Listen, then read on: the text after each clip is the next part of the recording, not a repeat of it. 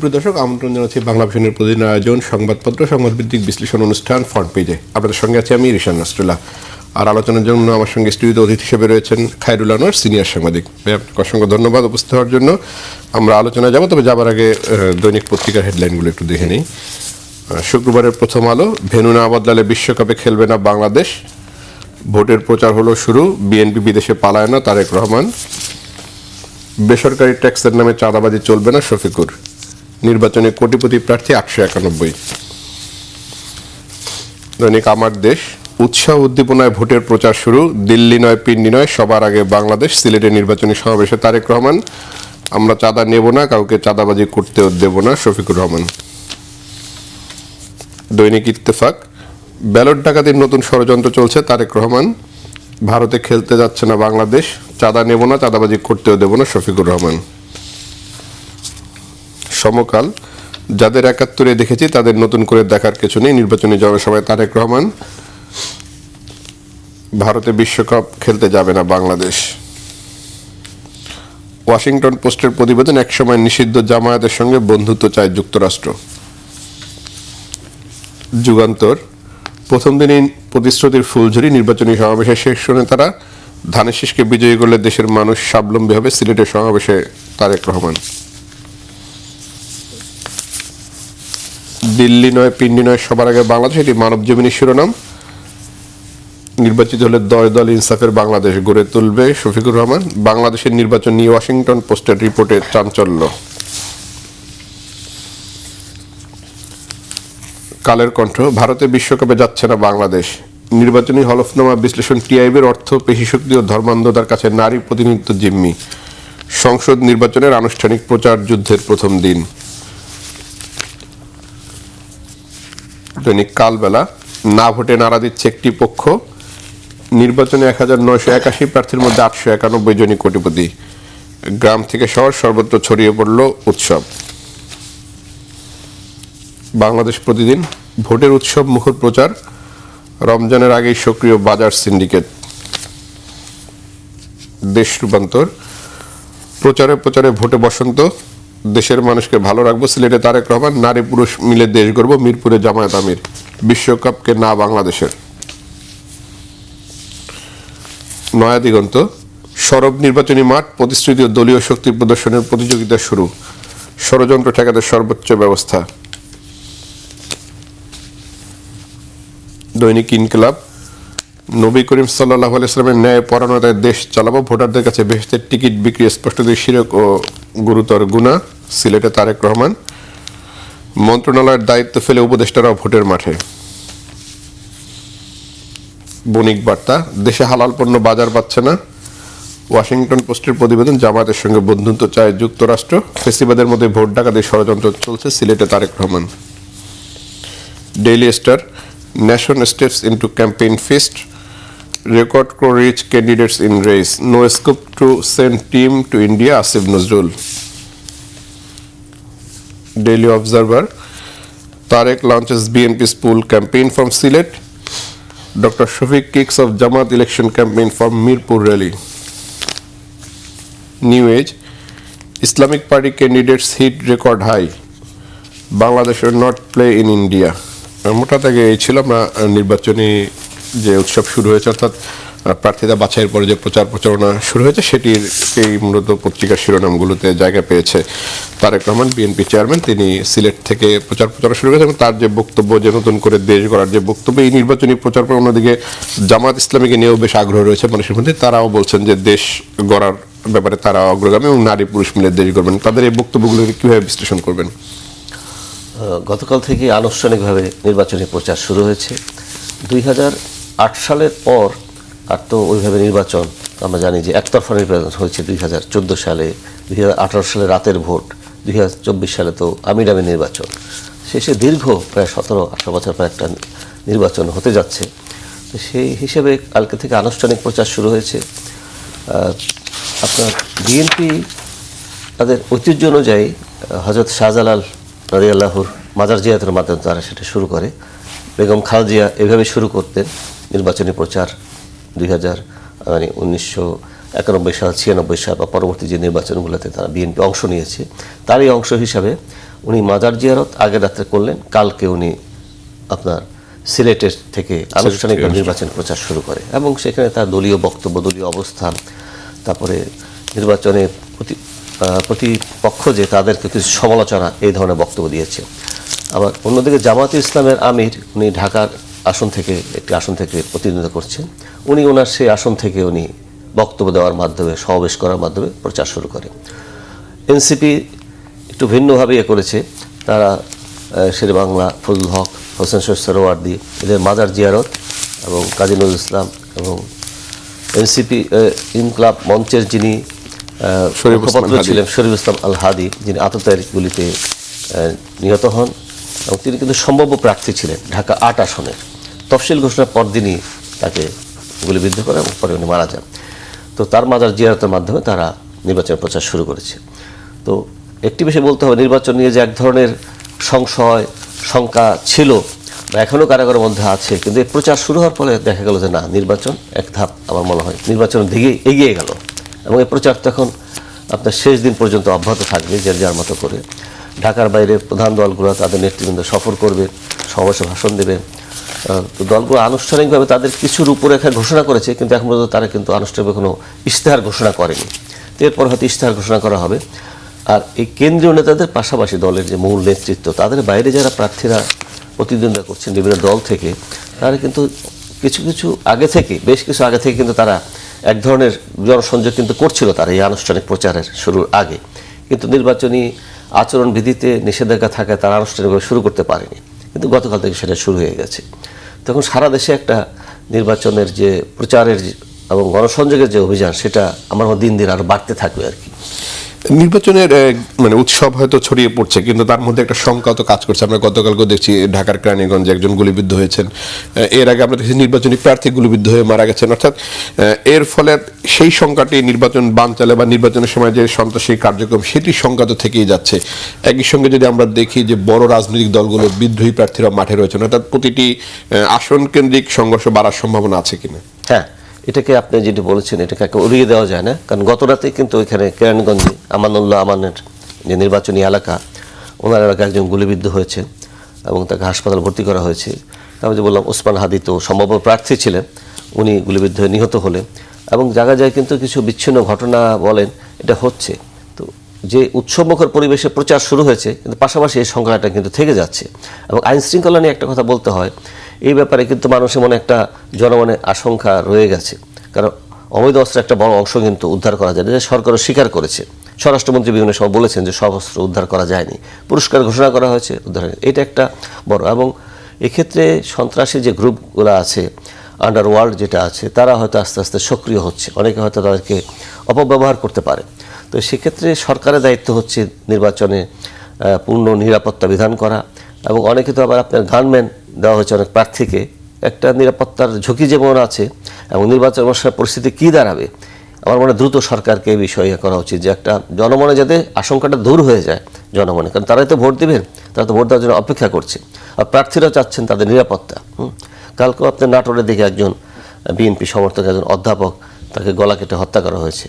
এখন কোনটা দলীয় কারণে খুন হচ্ছেন বা সংঘর্ষে জড়াচ্ছে, আবার কোনটা ব্যক্তিগত বা অন্য কারণও থাকতে পারে, এ বিষয়গুলো দেখা উচিত। একটা শঙ্কার বিষয় কিন্তু থেকে যাচ্ছে। নির্বাচনী প্রচারণায় নতুনত্ব দেখতে পাচ্ছি কিনা? আমরা যদি দুটি প্রধান দল এখন যারা নির্বাচনে প্রতিদ্বন্দ্বিতা করছেন, তাদের নির্বাচনী জনসভা যদি বিশ্লেষণ করেন বা তাদের বক্তব্য যদি বিশ্লেষণ করেন, আসলে এই গণ অভ্যুত্থানে বা রাজনীতির কোনো গুণগত পরিবর্তন হয়েছে কিনা? এক দলকে আরেক দল যে আঘাত করা, কথার আঘাত, সেই জায়গাটা আসলে কোনো পরিবর্তন এসেছে কিনা আমাদের রাজনৈতিক সংস্কৃতিতে? কালকের যে বিষয়টা দেখা গেল, তাতে খুব একটা পরিবর্তন কি লক্ষ্য করা যাচ্ছে? কিন্তু মানুষের তো প্রত্যাশা ছিল, গণ অভ্যুত্থান পরবর্তী বাংলাদেশ নিয়েও যে প্রত্যাশা ছিল, সেটা অন্তর্বর্তীকালীন সরকার সেটা কিন্তু এভাবে করতে পারেনি। আইন শৃঙ্খলা বলেন বা বিভিন্ন ক্ষেত্রে সেটা তারা একদম ব্যর্থ হয়েছে বলতে হবে আর কি। এবং অনেক ক্ষেত্রে দুর্বলতার পরিচয় দিয়েছে। 17 মাস চলছে, সেই 17 মাস পরও তো তারা আইন শৃঙ্খলার পূর্ণ নিয়ন্ত্রণ প্রতিষ্ঠা করতে পারেনি।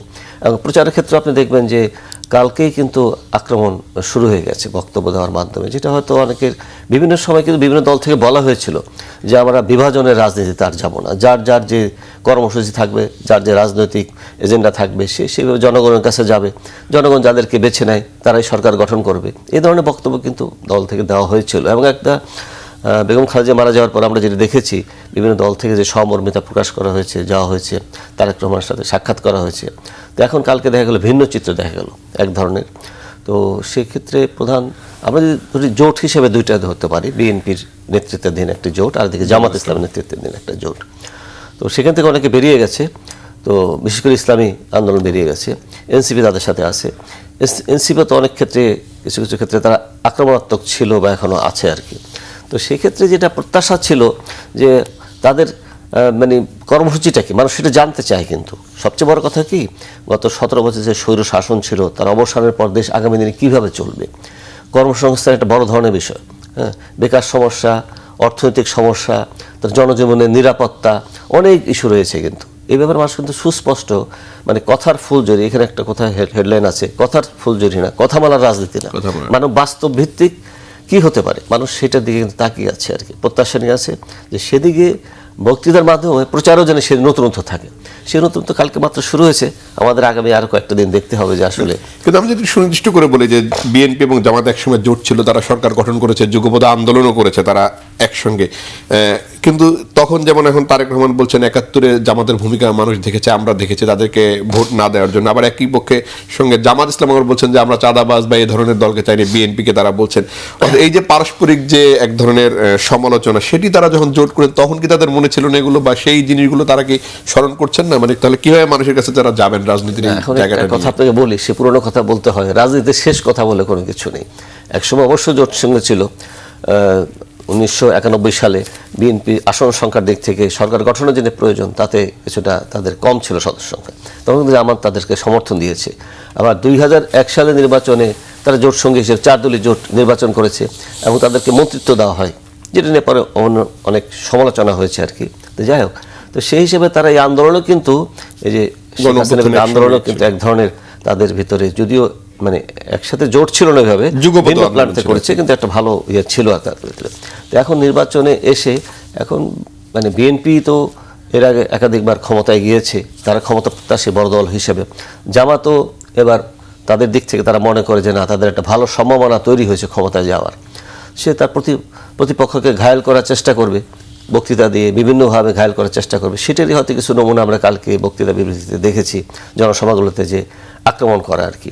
তো সেখানে নির্বাচনী মাঠে নেমে যাওয়ার পরে তখন আসলে সে পুরোনো দিনে সেই সখ্য বন্ধুত্ব বা সেগুলো হয়তো কাজ করছে না আর কি।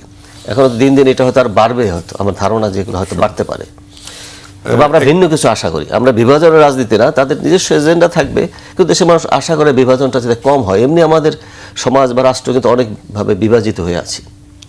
ভোটের উৎসবে পত্রিকার শিরোনামে রয়েছে ভোটের মাঠে উপদেষ্টারাও, অর্থাৎ হ্যাঁ ভোট বা গণভোট নিয়ে তারা মাঠে রয়েছেন। সরকারের এই যে অবস্থান হ্যাঁ ভোটের পক্ষে, এটি নিয়ে বেশ সমালোচনা হচ্ছে।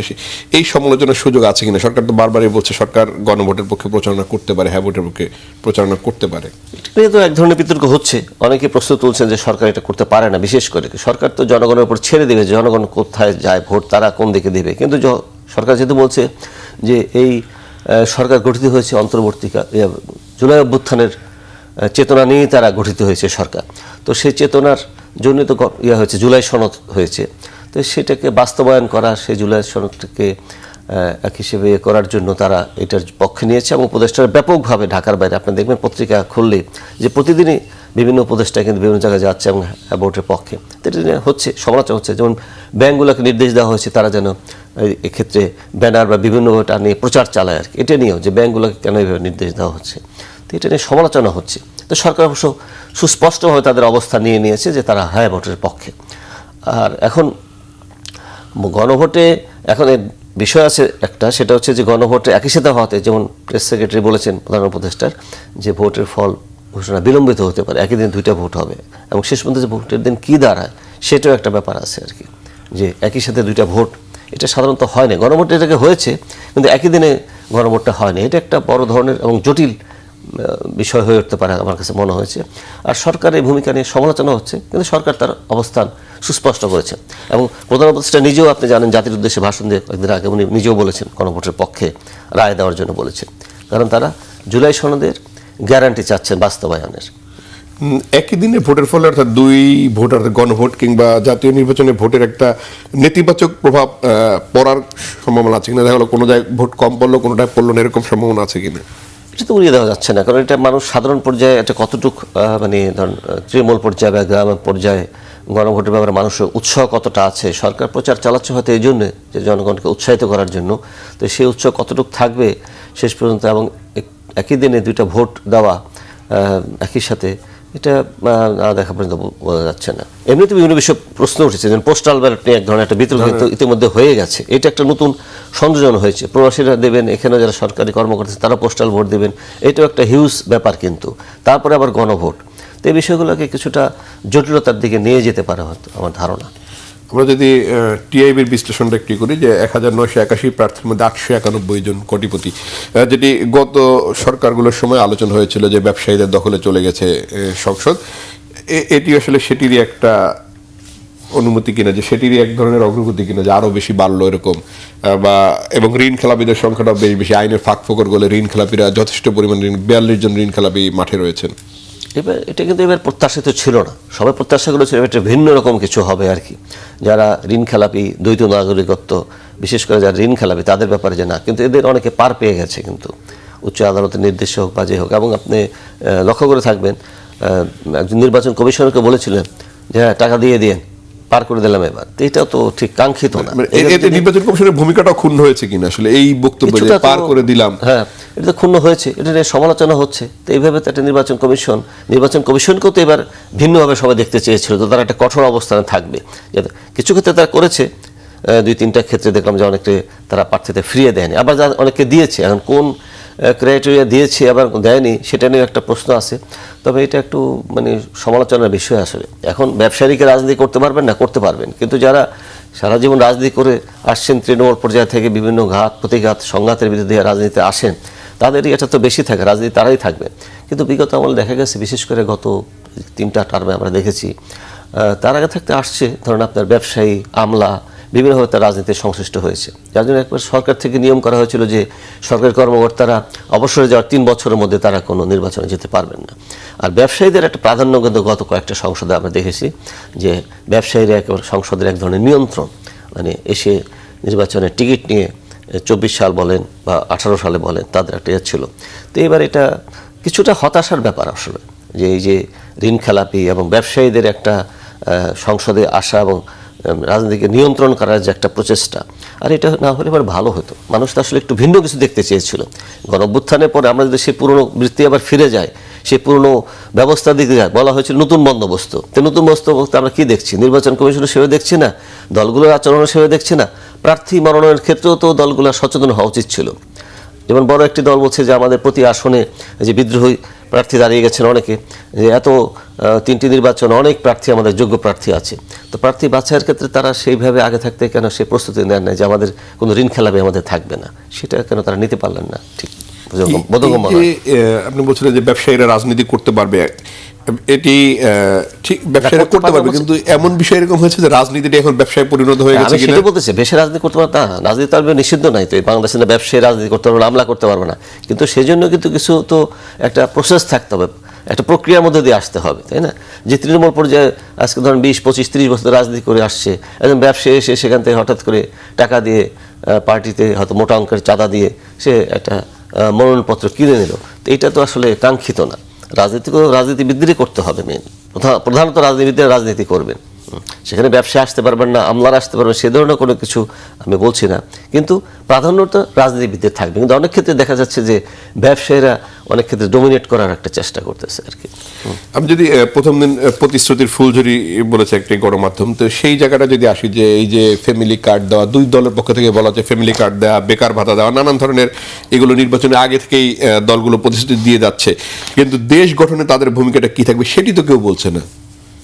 এটা একটা ভালো প্রশ্ন আপনি করেছেন, যে আসলে এই ক্ষেত্রে তাদের ভূমিকাটা কী হবে সেটা পরিষ্কার করা উচিত। নির্বাচনে তো অবশ্যই তাদের ইশতেহার থাকবে, অঙ্গীকারনামা থাকবে, জনগণ জানতে চায় তাদের জন্য কি হবে, বেকার যুবকরা জানতে চায় তাদের চাকরির কি হবে, অর্থনৈতিক ইয়েতে যারা আছে দ্রব্যমূল্যের নিষ্পেষণে জিনিসপত্রের দাম কমবে কিনা, তো এই ধরনের বিষয় আছে, সেটা তারা শুনতে চায়। কিন্তু কথামালার ফুল ঝুড়ি দিয়ে যেটা কতটুকু সম্ভব হবে, যে দলগুলো যে কথা বলছে, কিন্তু আমরা দেখেছি এর আগে বিভিন্ন সময় যে নির্বাচনে যে ইশতেহার দেওয়া হয় বা আপনার অঙ্গীকার করা হয় তার অনেক কিছু কিন্তু পরে বাস্তবায়ন করা হয় না। আমরা এর আগেও দেখেছি যে বিগত সরকারের সময় বলা হয়েছে যে 20 টাকা সে চাল দেওয়া হবে, কিন্তু সেটা তো হয়নি। তো এই জন্য বাস্তব ভিত্তিক হওয়া উচিত। প্রতিশ্রুতি দিলে, অঙ্গীকার করলে সেটা যাতে বাস্তবায়ন করা যায়। আর আর্থিক একটা বিষয় আছে, আপনি বিগত আমলে যেভাবে ব্যাংকগুলোতে লুটপাট হয়েছে, অর্থ থেকে ধ্বংস করা হয়েছে, সেক্ষেত্রে যেমন অন্তর্বর্তী সরকার একটা পে কমিশন আপনি দেখেছেন যারা সুপারিশ করেছে, এটাও কতটা ঠিক হয়েছে? কারণ কিছু ক্ষেত্রে আপনারা বলছেন যে নির্বাচিত সরকার সে সিদ্ধান্ত নেবে, এই ধরনের সুপারিশ আপনি দিয়ে গেলেন। সেক্ষেত্রে দেখলাম যে আপনার কিছু একটা পর্যায়ে আছে যাদের বেতন প্রায় ডাবল করা হয়েছে, নিচের দিকে বেড়েছে সেটা অতটা না, কিন্তু এইটা তো সাধারণ জনগণ যারা সরকারি চাকরির বাইরে আছে, যদি সেভাবে বেতন স্কেল বাড়ানো হয় তাদেরও তো একটা প্রভাব পড়বে আর কি। তো এই জন্য প্রতিশ্রুতি দেওয়ার ক্ষেত্রে আমার রাজনৈতিক দলগুলোকে বাস্তব ভিত্তিক হওয়া উচিত। আর একটা যেটা আপনি বলেছেন যে এটা ঠিক, মানুষ সেটা জানতে চায় যে আমার জন্য কি। কৃষক জানতে চায় যে সার ঠিকমতো পাবে কিনা, সে ডিজেল ঠিকমতো পাবে কিনা। এই যে এলপি গ্যাস নিয়ে এক ধরনের কৃত্রিম সংকট বলেন বা যাই হলেন, এক ধরনের একটা তিরস্মাতি কাণ্ড হয়ে গেল আর কি। তো মানুষ যার যার সেক্টর থেকে সে শুনতে চায়। বেকার যুবকরা চাকরির ব্যাপারে খুবই প্রত্যাশা। বিসিএস ছাড়া কিন্তু ওইভাবে কোনো চাকরি নাই, অনেক কলকারখানা কিন্তু বন্ধ হয়ে গেছে। তো সেই বিষয়ে কিন্তু সুস্পষ্টভাবে মানুষ শুনতে পারলে আশ্বস্ত হবে যে এইভাবে সরকার যারা আসবে তারা এটা করবে। তাহলে শুধু হাওয়ার উপর কথা বললে বা একটা বক্তব্য দিয়ে দিলে সেটা মানুষকে খুব একটা আকর্ষণ করবে বলে আমার কাছে মনে হয় না। টিআইবির আরেকটি বিশ্লেষণ রয়েছে যে অর্থ, পেশি শক্তি ও ধর্মান্ধদের কাছে নারী প্রতিনিধিত্ব জিম্মি। আমরা ঐক্যমত কমিশনের আলোচনার সময় দেখেছি রাজনৈতিক দলগুলো নারী প্রতিনিধিত্বের ক্ষেত্রে যথেষ্ট সংকুচিত ছিল। এটি আসলে রাজনীতিতে নারীর অংশগ্রহণকে বাধাগ্রস্ত করছে কিনা বা নারীর উন্নয়নকে বাধাগ্রস্ত করছে কিনা সার্বিকভাবে? এটা একটা হতাশার বিষয়। এবার নির্বাচনে যেটা হচ্ছে যে নারীরা এবারও কিন্তু উপেক্ষিত। আপনি দেখেন যে জুলাই সনদে কিন্তু ছিল যে দলগুলো তারা শতকরা 5% করে মহিলাদের জন্য সরাসরি নির্বাচনের ব্যবস্থা রাখবে, কিন্তু সেটা রাখে নাই। কিন্তু জামাত ইসলাম দেখেন তারা কিন্তু জুলাই সনদে স্বাক্ষর করেছে, তারা কিন্তু একজন এখন পর্যন্ত মনোনয়ন দেয়নি। তার কি কোথাও কোনো আসন মনোনয়ন দিয়েছে? একজন আরেক প্রার্থীকে দেয়নি। বিএনপি দিয়েছে কিছু, তাও তারা এখন পর্যন্ত যে আসন ঘোষণা করেছে তার 288টা আসন তারা ঘোষণা করেছে, বাকি শরিকদের জন্য ছেড়ে দিয়েছে। যদিও সেটা নিয়ে এক ধরনের ধোঁয়াশা আছে, টানাপোড়েন রয়েছে, কিন্তু তারা কিছু দিয়েছে, কিন্তু তারাও কিন্তু সেভাবে করেনি। কিন্তু অথচ এই দেশে মানে বেগম খালেদা জিয়া প্রথম নারী প্রধানমন্ত্রী এবং উনি একাধিকবার 3বার প্রধানমন্ত্রী ছিলেন। শেখ হাসিনা তো যাই হোক স্বৈর শাসক হিসেবে তার সমালোচনা আছে এবং তার পতন হয়েছে, কিন্তু উনিও একটা দলের প্রধান ছিলেন। তো সেক্ষেত্রে কিন্তু রাজনীতিতে দেখা গেল নারীদের প্রাধান্য কিন্তু কেন দলগুলা এটা দিতে চাচ্ছে না, সেটার একটা ব্যাখ্যা থাকা প্রয়োজন আছে আমার মনে হয় আর কি। কারণ আপনি এবারে যদি নারীরা এত কিছুর পরও যে একটা অভ্যুত্থান হলে, অভ্যুত্থানে কিন্তু নারীদের একটা বড় ধরনের অংশগ্রহণ নিশ্চয়ই আপনি খেয়াল করেছেন যে অংশগ্রহণ ছিল, কিন্তু শুধু শিক্ষার্থী না, তার বাইরেও কর্মজীবী মহিলারা, বিভিন্ন পর্যায়ে মহিলারা কিন্তু রাস্তায় নেমে এসেছিল এবং ব্যাপক স্বতঃস্ফূর্ত অংশগ্রহণ ছিল। কিন্তু নির্বাচনের ক্ষেত্রে আমরা কি দেখছি যে সেভাবে কিন্তু নারীদের মূল্যায়ন করা হলো না। বিশেষ করে জামাতের ক্ষেত্রে দেখেন তারা একজনও, যদিও বলেন আমাদের কেন্দ্রীয় কমিটিতে বিভিন্ন ক্ষেত্র পর্যায়ে নারীরা আছে আমাদের, কিন্তু থাকলে কি হবে? কিন্তু আপনারা তো একজনকে মনোনয়ন দিলেন না। এটা দ্বারা কি মেসেজ যায় আমি ঠিক বুঝতে পারছি না।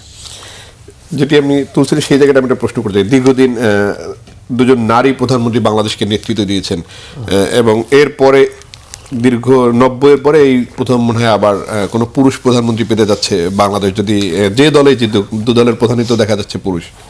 হ্যাঁ, পুরুষ ঠিকই বলেছেন, কারণ এর আগে তো পুরুষ প্রধানমন্ত্রী ছিলেন স্বাধীনতার পরপর। 90 থেকে যদি আমরা ধরি, 90 থেকে ধরলে হ্যাঁ সেটাই ছিল প্রথম।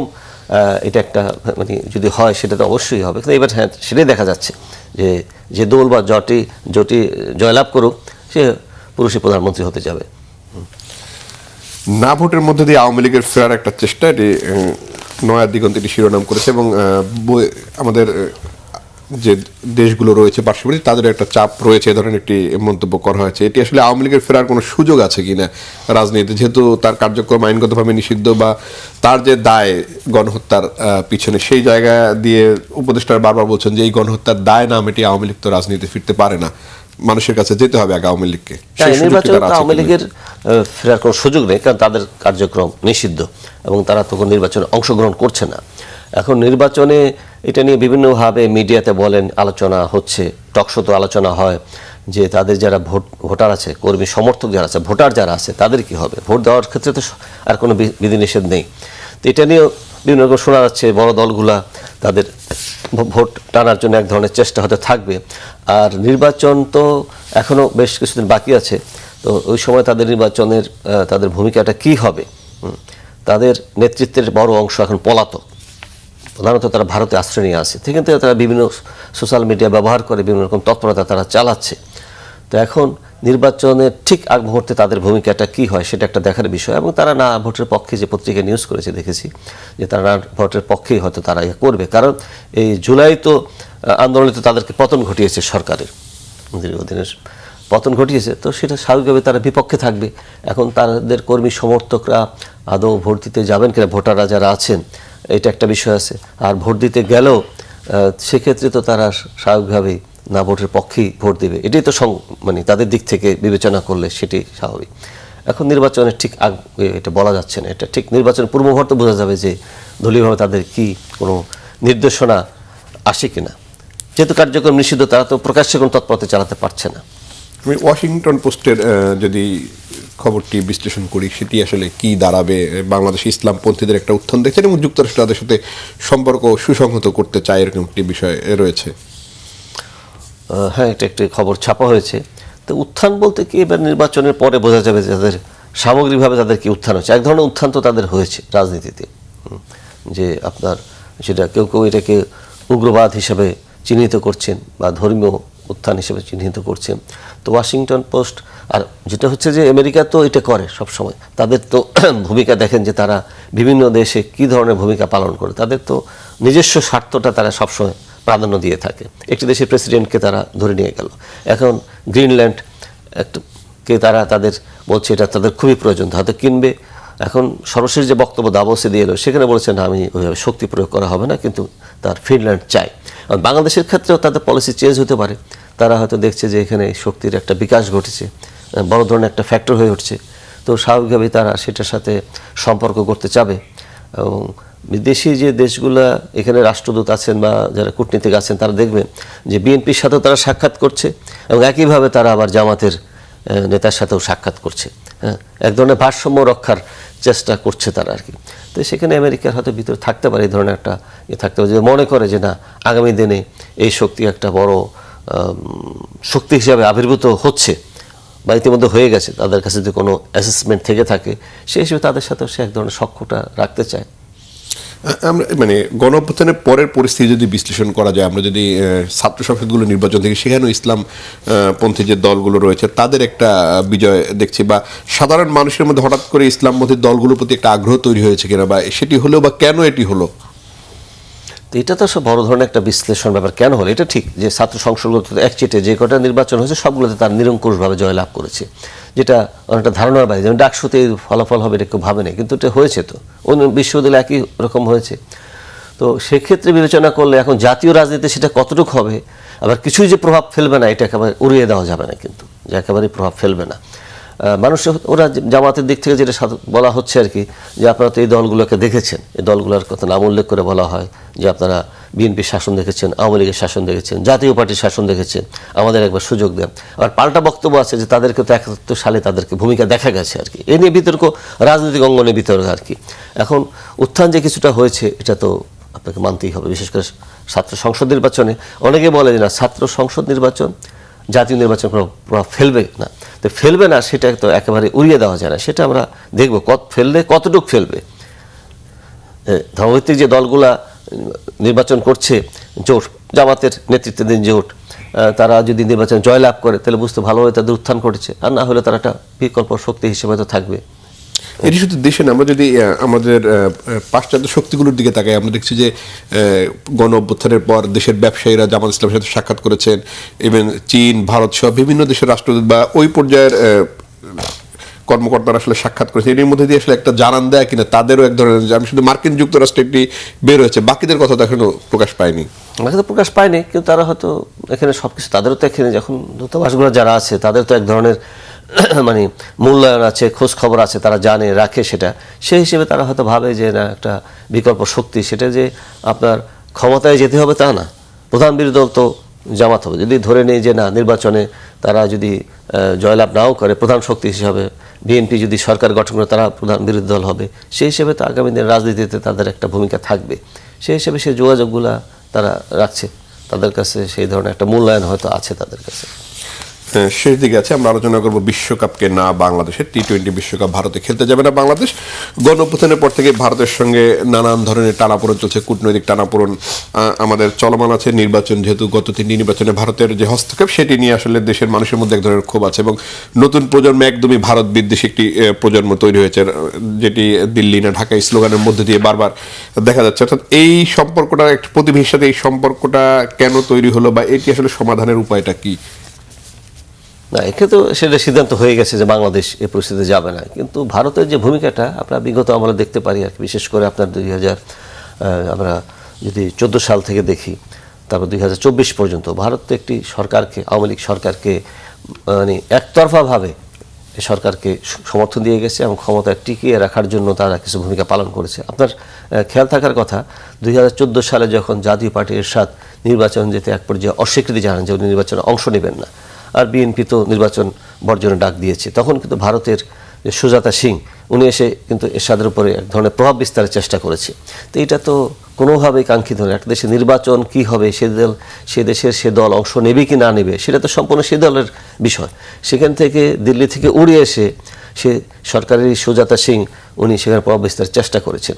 এরপরে আপনি দেখবেন যে বিভিন্ন সময় যারা ছিলেন আওয়ামী লীগের নেতারা, যারা ছিলেন মন্ত্রী ছিলেন, তারা বলেছে যে ভারত আছে, আমরা আছি। হ্যাঁ, তো এই ধরনের শেখ হাসিনা নিজেও বলেছে যে আমরা ভারতকে এত কিছু দিয়েছি যেটা ভারত কখনোই এভাবে পায়নি আর কি। ভারতও সেভাবে সমর্থন করেছে।